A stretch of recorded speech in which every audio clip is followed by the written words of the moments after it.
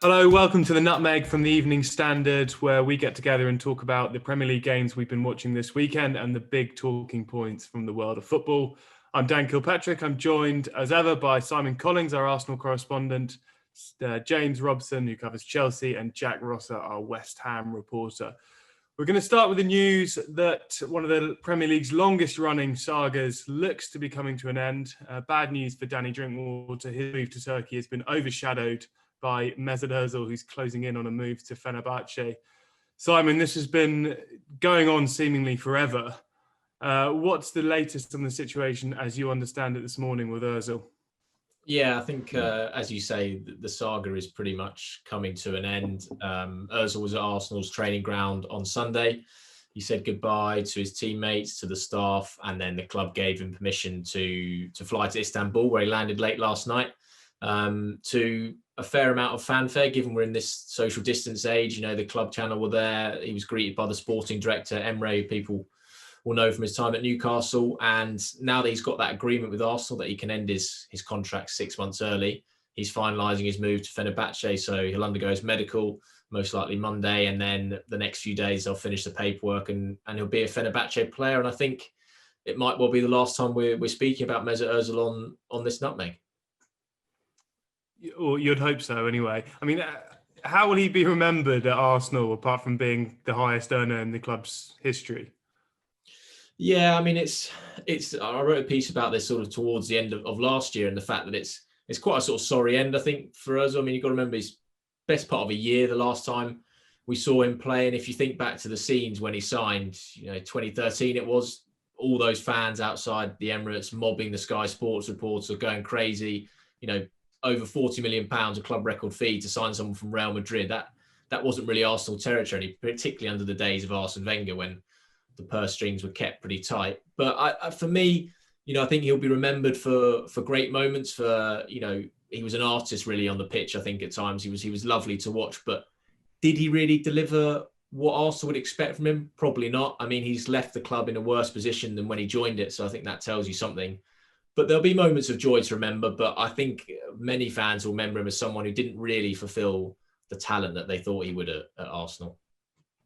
The interesting thing for me is whether we'll see the likes of Ozil again, not at Arsenal, in the Premier League. I think, didn't Wenger say recently that he was maybe a bit of a player out of his time? He doesn't suit the way football's going, does he? Like you say, he's an artist. There are those players that people, you'll always appreciate them, love them. I suppose Glenn Hoddle was that type of player as well. And similar questions were said about him at the time. You just wonder, is there room for an Ozil type player at any club in Premier League football anymore? Yeah, I mean, I think that's the debate that's gone on Arsenal a bit now. So you don't really see that traditional number 10.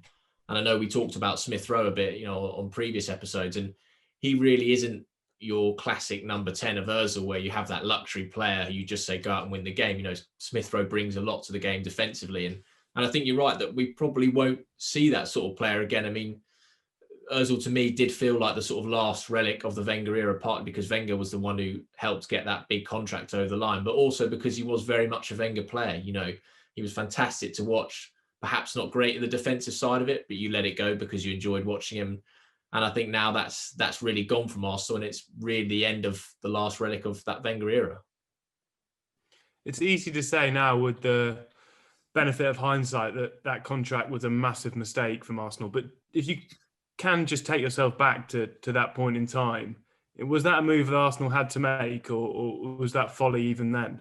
Yeah, I think you've got to think about the circumstances then, particularly, remember this is the time when Alexis Sanchez had just left the club. And the position it put Arsenal in was, you're going to lose your two marquee players in the same window, possibly for no money, or you act and you send a statement of intent. And I think credit partly there needs to go to Mesut Ozil's agent. He brokered that deal very well. He waited for the opportune moment once Sanchez had gone and Arsenal had to basically react. And with the benefit of hindsight, it obviously looks like a deal they shouldn't have done. But I think at the time, you probably wouldn't have seen masses of people complaining about it, or certainly fans being unhappy that they'd kept their star player. So I think it's one with hindsight that's wrong, but we need to understand the context of that it was done. And it certainly isn't Ozil's fault that he was paid about that money, which has been, criticism thrown at him and a millstone around the club's neck.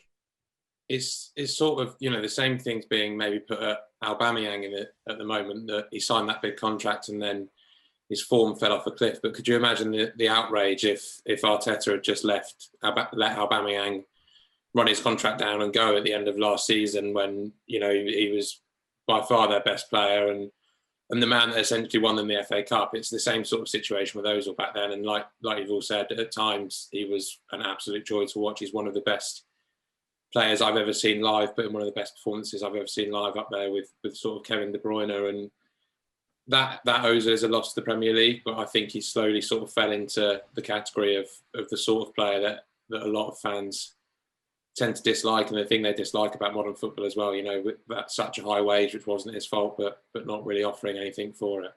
And I think as well, we might see more of a trend, in the coming years and months, of players from that era of Ozil, around that sort of 2018, 2017 time, who were put on this mega money, which I don't know if will exist as much in the COVID era when we see the financial impact of that. I think we might see more of a trend of players of his size, of his stature, leaving clubs for free. We had it a bit with Bale in the summer, where, transfer fees and loan fees are being sort of cut to get them down off the wage bill. So I think we might see more of these deals where big players like Ozil leave without a transfer fee, and it's just clubs cutting their losses. Yeah, I think that's a fair point. Ozil did seem like a kind of monument of pre-COVID excess that it's just hard to imagine happening at present or in the near future. Let's go from Ozil to Mason Mount. So from a playmaker from a former era to a very modern type of playmaker who Frank Lampard really loves. He was the match winner against Fulham this weekend. Fulham went down to 10 men rather, when Anthony Robinson was sent off at the end of the first half, and Chelsea got the job done. James, it's a criticism that's been thrown at Lampard a few times this season that he actually looks less comfortable managing all these big name summer signings as he did when he was managing the players from the academy like Mount. Is that fair? And how important has Mount remained to Chelsea despite this influx of attacking signings in the summer? Well, it is obviously a completely different job, isn't it? Mason Mount comes into the side. Lampard, in many ways, is doing him a favour this time last season when he brings him into the side. Same with the other young players he brought in. It's a very different job getting those players to play for you. It's also a very different time in Chelsea's history back last season, when really the pressure was off because they had this transfer embargo and all this sort of stuff that we all know about. Bringing in world-class players for huge sums of money, immediate expectation, that straight away is a difficult job for any manager, especially the number of players Chelsea brought in. You add to that the fact that he had no pre-season with them. All of these things kind of kick in. Also, this ridiculous season of a game every 2 days, so there's no time on the training field. It's not just a straight question of, is he better managing kids than he is managing superstar players? I think it's fair to say that he would probably like every player to be like Mason Mount, because he's a manager's dream. And it's not just Lampard. Gareth Southgate loves him as well. Pretty much anyone who works with him can't speak highly enough of him. It's because when you look at the qualities he's got all the qualities I think anyone would want from a midfielder. Okay, he doesn't have the natural gifts of a Mesut Ozil. I think we can all accept that. But the parts of his game that he does have, I think everyone would love Mesut Ozil to have, and he would have been truly one of the greats if he had the same sort of, just energy, diligence on the pitch. Just generally what fans want to see is a player who puts a shift in, and that is exactly what Mason Mount does, but he's got a lot more than that to his game as well. He's very creative, and he can score a goal. I don't think he scores enough goals, but as we saw at the weekend, he can score. I think the reason Lampard loves him so much as well is that he sets the tone for the way they play. You saw it last year as well. There was a period sort of maybe a bit later than this time we're in the season at the moment, where he played so much at such a young age that he was starting to tire and his performances were drifting a bit, and Chelsea looked a much poorer team for it. I think there have been 8 Premier League games since the start of last season that he's not started, and Chelsea have only won 2 of them, and one of those wins was against Norwich, so that sort of hampers that a bit. But he's just so important to the way they play, the speed that they play at. And another with the signings as well, Lampard, whenever he was asked about whether new signings would sort of jeopardise all these young players last season, he would constantly say that you have to expect it at Chelsea and you have to react to it. And that's exactly what Mount's done. He's managed to sort of shrug off all these new signings. Havertz has not been at the level that anyone expected. neither's Werner. Ziyech, we're sort of seen bits and pieces. So they've not quite performed to the level expected, but Mount has reacted to their arrival and stepped up and kept his place in the team as well. And Lampard said after the game that Mount was better than he was at 22, which if he's correct about that, means Chelsea have a real player on their hands. James, do you think that this was a turning point for Chelsea? They did labour for long periods against 10-man Fulham. Lampard obviously under a fair amount of pressure going into the game. It doesn't feel like a turning point at all. Where Chelsea were, where they are, they needed a win of any description, so there'll be no complaints about that at all. But they've got a great record against Fulham anyway. Fulham are a struggling side. Chelsea are expected to beat them, and they made hard work of it. But as I said, the position they were in, which has been dire, particularly their away form, they just had to get a win of any description. But it was the sort of win that doesn't make you think all of a sudden, great, when they go to Leicester tomorrow, they're absolutely bouncing into it and they're going to win that game. It makes you think if they play like that against Leicester, they're in serious trouble. Yeah, and another big game for Chelsea, of course, midweek.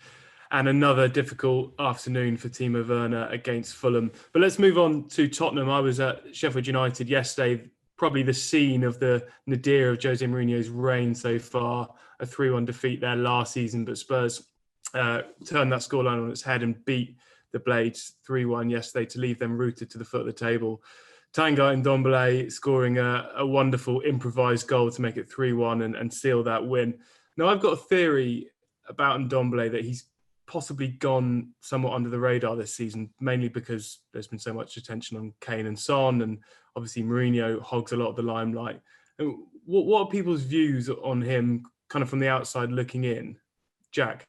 He's a player that sort of you've been transfixed by since he arrived, really. It was such a big feat when he arrived. He obviously made a really bright start with, was it a goal on his debut, I think, last season under Pochettino?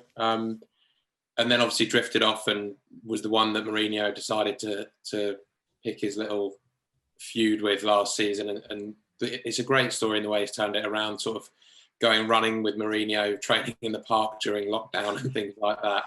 But he's just such an exciting player to watch every time, even when he was in, really in that rut and Mourinho was digging him out every week. There'd be flashes of things that he could do. You'd either see it in training or in the warm-up and then odd bits in games. And for him to be able to pull all that together and play like he did at the weekend and score a goal like he did, people debating whether he meant it or not. I think if you've watched he meant it. Clips of him, he absolutely meant it. So he's such an exciting player to watch. And I think you're right, his sort of resurgence, because of the reliance on Kane and Son and because of how well they've combined together and led the way, he has sort of slipped under the radar a bit, but he's just such an exciting player to watch every time he plays. I saw him when he was at Lyon, saw him twice against Manchester City, and he was absolutely fantastic. He absolutely destroyed their midfield. And I thought at the time, he's the best midfielder, that type of midfielder in the world. I thought he's going to be an absolute superstar in no time. And City were actually very interested in signing him. They ended up going for Rodri, but they're interested in him as well. But when Spurs got him, I thought he is going to be amazing, which is why I was so surprised about, generally the difficulties he had. But you've got to remember, we all just think, you just drop into somewhere and you're going to be a great player. It doesn't work like that. I think what this does prove, though, is, and it kind of disproves a certain theory about Mourinho, which is if you get on the wrong side of him, you're out. It's always the theory, isn't it? Don't cross Mourinho, you're gone. That's not the case at all. He wants a reaction from players. And if he calls you out and you get a reaction from him, and he gets a reaction from you, then all of a sudden you're on his team again, and he loves you again. I mean, Dan, was he ever close to going in the summer? Because I know the Italian press were pretty adamant that he could go to Inter Milan, Conte, and all that sort of stuff. But it didn't feel like from the English press we ever got whispers that Spurs were ready to give up on him. Yeah, I think it was coming from his camp. I think he was pushing for a move, and he would have liked to leave. I mean, we all saw the Amazon documentary, where he goes for a meeting with Levy, and Levy kind of tells him that basically he turned around his A levels so Ndombele can turn around his career at Spurs, which was slightly bizarre. And I actually asked Mourinho after the game yesterday if Levy deserved some credit for Ndombele's turnaround, and he said the main credit belongs to Ndombele, but the chairman was a little bit responsible. I do think he's one of the more unique players in the Premier League. He's very unpredictable. He seems to spend half the time with the ball kind of almost at chest height, kind of juggling it on the way past people, which is something you just don't often see in the Premier League. Let's talk very briefly about another issue from the game.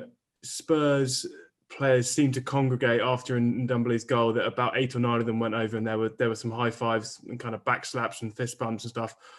Obviously, this is a talking point in the Premier League, and you can hear me sighing because I think it's very spurious. It's, the government seems to have made a point of trying to crack down on players celebrating in groups. I mean, personally, I think if you're tested enough to play the game, then you're tested enough to do a fist bump and have a small group celebration. I also think these behind closed doors matches are already soulless enough as it is, so let's not totally strip away the one point of emotion that's still left. It feels slightly like a kind of government power trip to me. But Jack, what's your take on it? I mean, is this something players should be cutting out? Or do you think it's a bit of a red herring in the general COVID discussion?